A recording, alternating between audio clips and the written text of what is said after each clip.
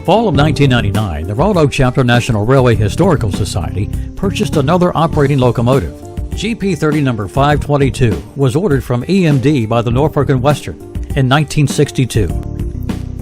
Retired by the railroad in 1991 and purchased by Cycle Systems Scrapyard in Roanoke, Virginia in 1992. There it sat stored, avoiding being cut up for scrap through 1998. The engine was then sold to the Roanoke Chapter NRHS on October 28, 1999. Number 522 holds the honorary title of being the first GP30 locomotive purchased by the Norfolk and Western. 44 units were in the first order built by the General Motors Diesel Electric Locomotive Division, known as EMD. GM held on to that name for 75 years. These locomotives served into the mid-1990s.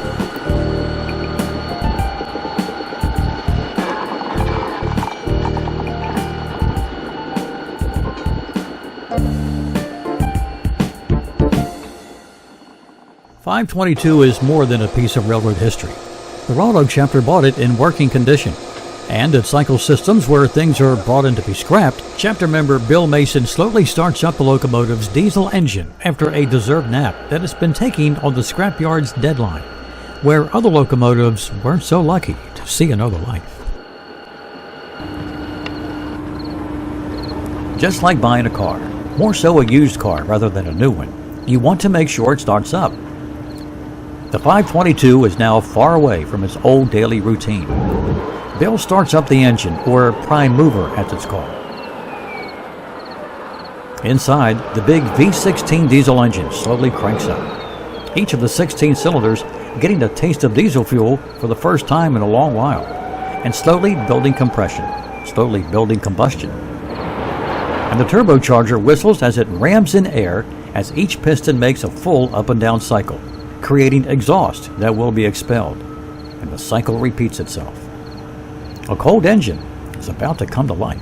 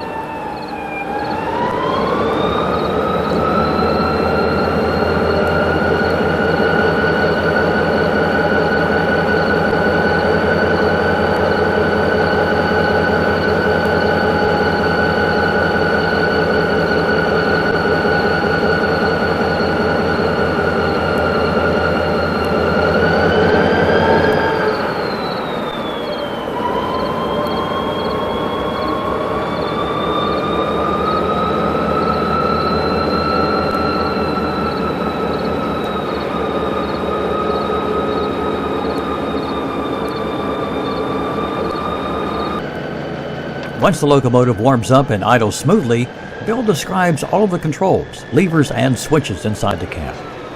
This is your independent or locomotive brake. This controls the brakes only on the locomotive. It's fully applied right now. Release is over here.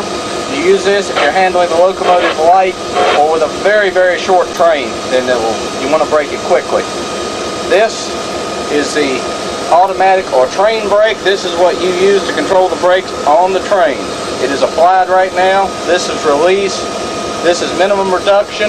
Through here are the application zones. Around over here is emergency for if you want to stop real quick. This is your horn control. Do this. Obviously blows the horn. Sander control to drop sand on the tracks for starting if necessary. Bell valve, pull this out on to control the bell. This is the crew call device, which is used for, it's like an alert system to make sure the engineer is paying attention. If he doesn't touch this every so often, an alarm goes off and the brakes will set up automatically. This is your throttle. This is the throttle. It goes notches 1 through 8. This is in idle. All the way around here is notch 8. It moves according to what controls the speed of the locomotive. And it comes up in a little window right here where it says idle. A little 1 will come up, then a 2, 3, 4, and so on. This is your load meter, which tells you how much power the locomotive is developing. Brake gauges. This one right here, the red is the main reservoir. The red handle, that tells you how much air you have on the train. It's 130 pounds. The white is the equalizing reservoir gauge, which equalizes the pressure. This one here is your cylinder pressure. White is the pressure in the brake pipe, which is the brake line that runs through your train. We're on about 60-something pounds. Red is showing how much brake cylinder pressure. I think that's about 40. This here is the reverser. This is your reverser that is centered, that is in, when you're in idle, that's where you put it, that's called neutral. This way, because the long hood of the locomotive is considered the front, put it all the way over this way is forward, all the way over this way is considered reverse. And this here is the headlight control switch, which controls whether the headlight's on or off, bright or dim on each end of the locomotive. This is their engine start or control panel. This switch here is the isolation switch. To start the locomotive, it has to be down here. You turn it like so. To start the locomotive, to stop it, or if you want to isolate it. When it's like that, the engine develops no power. To run the locomotive, once it's started, move it up to right there. This is the fuel prime and engine start switch. To start the locomotive, there are a few miscellaneous switches in this electrical locker which you have to turn on first. Turn this, as the arrow shows, to the left to prime the fuel system for about 15 minutes or so. Turn it this way so the engine starts and runs. This is a ground reset button which would detect a ground relay, which is a low voltage electrical grounding of the system. The white light up here will tell you if you have a ground relay. To reset it, you push this button. This is the headlight control switch. You set this depending on how many locomotives are in your locomotive consist. We have just one, so it's set for single or intermediate unit, and you can see it has 4 positions based on whether the locomotive is, how it's coupled in the train. Here is your battery charging meter, which tells you that the batteries, which are used for starting the locomotive, are holding charge. It always should be sitting right there, or maybe just slightly on the green. That means it's charging. Go ahead. This is your turbocharger auxiliary pump light. That comes on when you start the locomotive, and when you shut it down, it carries more oil, lubricating oil, to cool down the turbocharger. It'll stay on for approximately 15 minutes both ways. This light here is a hot engine. It's like the hot light on your car. It means the locomotive is running hot. It's low on water. The blue light here is a no power light. It's just what it says. The locomotive is not developing power to the traction motors that it won't run, basically. The light here, the yellow one, is a low oil light. That's also like on an automobile. It tells you you're having low oil pressure or losing oil pressure.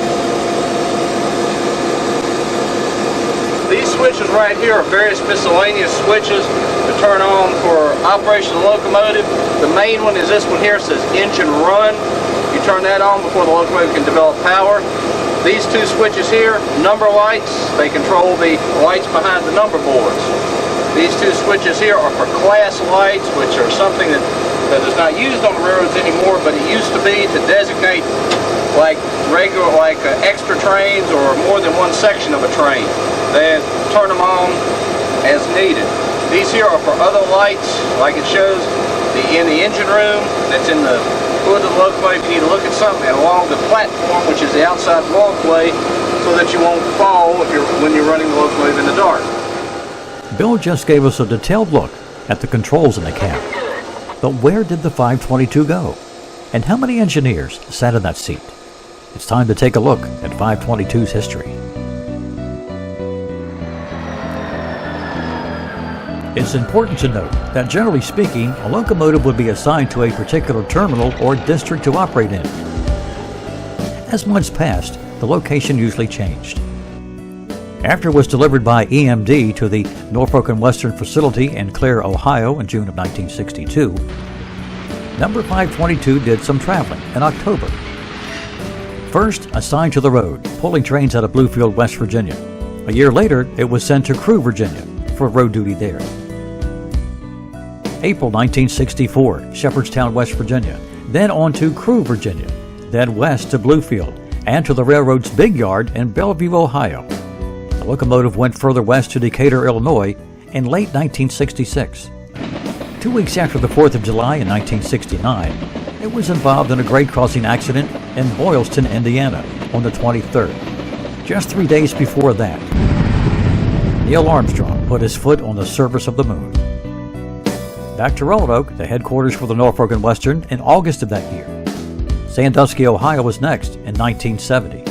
Sandusky is known for the huge Ford assembly plant that once produced headlights, taillights, and turn signal housings.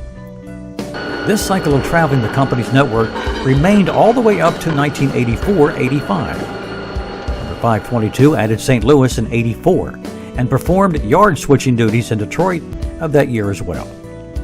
Norfolk, Virginia, Hagerstown, Maryland, Winston-Salem, North Carolina, and Chicago, Illinois were added through the late 80s. Retired in August of 1991, stored in Chattanooga, Tennessee in 91 as well, and in Roanoke in 1992. Sold to Cycle Systems Scrapyard in Roanoke in 1992. And 7 years later, on October 28, 1999, the Roanoke Chapter NRHS purchased the 522. When the Roanoke Chapter took possession of the 522, the locomotive was showing its wear after 36 trusty years of service, combined with a few years of avoiding being cut up, literally. Chapter member Brian Crozier performed conductor duties that day, looking out and ahead of the movement for Bill. This move was on the property of Cycle Systems. It included moving a retired former CSX GE-built locomotive, number 7084. This unit was next in line to be cut up for scrap. On the other end is a former nickel plate railroad GP30 number 2907. Only the N&W and Southern had high-nose front ends on their GP30s. The 2907 has the standard low nose that most railroads went with the long hood end being the front end of the locomotive as standard operating practice on the N&W. After arrival at the Chapter's 9th Street maintenance facility in Roanoke, work got underway to get the 522 ready for service in what would be a limited run on our own tracks there. Richard Sherman performed conductor duties for Bill.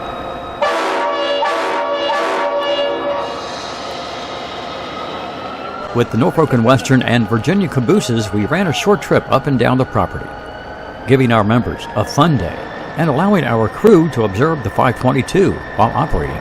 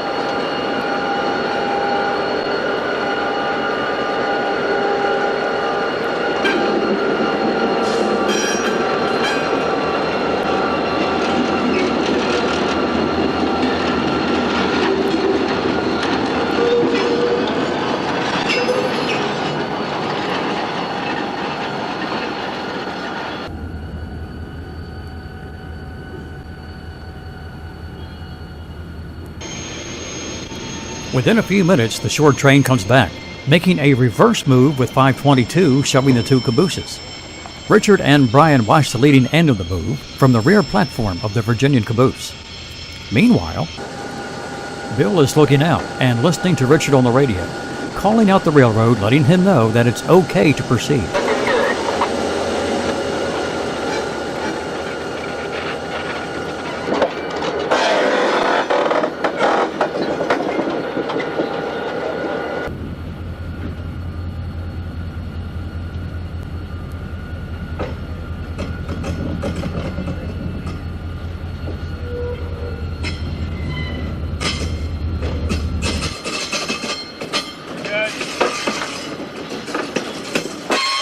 Meanwhile, it's a great time for those riding along.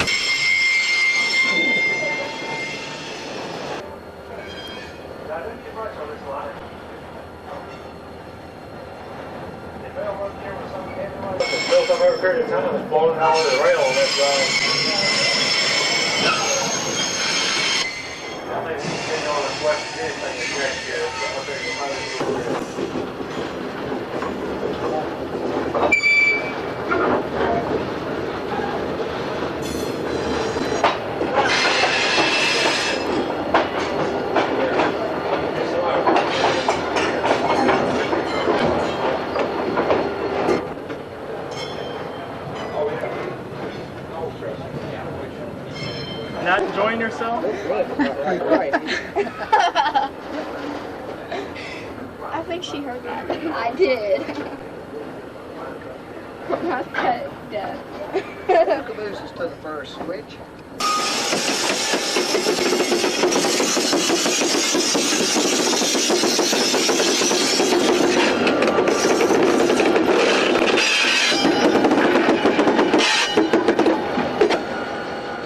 Back to the starting point.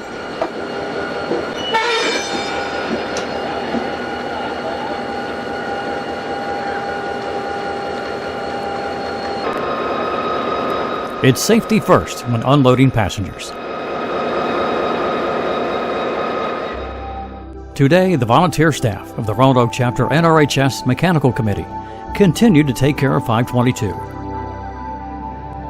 As with any machine, the work and upkeep always goes on. At age 59, this locomotive has outlived engines that replaced her.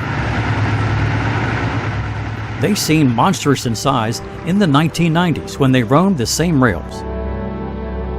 But 522 lives on, thanks to a dedicated group of people who are keeping it alive and well.